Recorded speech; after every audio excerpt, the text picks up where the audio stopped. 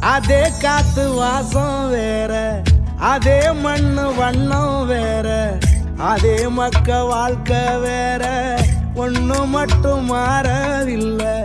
மத்த நாட்டு சுவையெல்லாமே ஒத்த வேலை உடைய போல, சுத்தமான நம்மூர் சுவையோ ஆத்தா தந்த உசுர போல.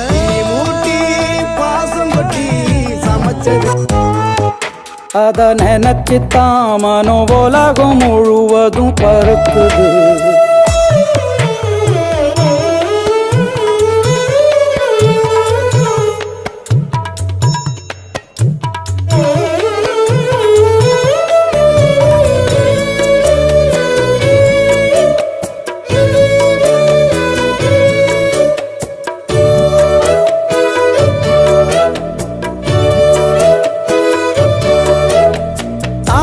பரணி திருநெல்வேலி சொதியில ஒரு தனி ருசி.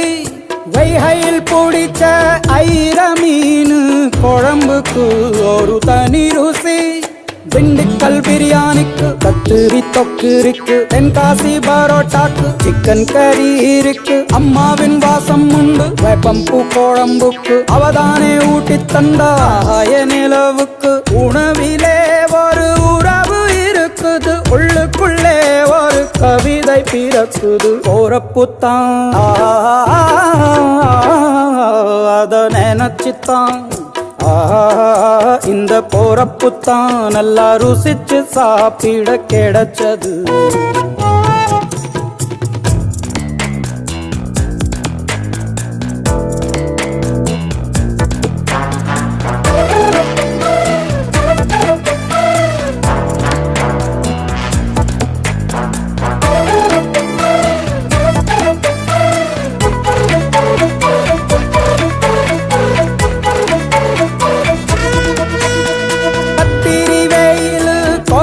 போது பணகம் கரைச்சு குடிக்கணும்.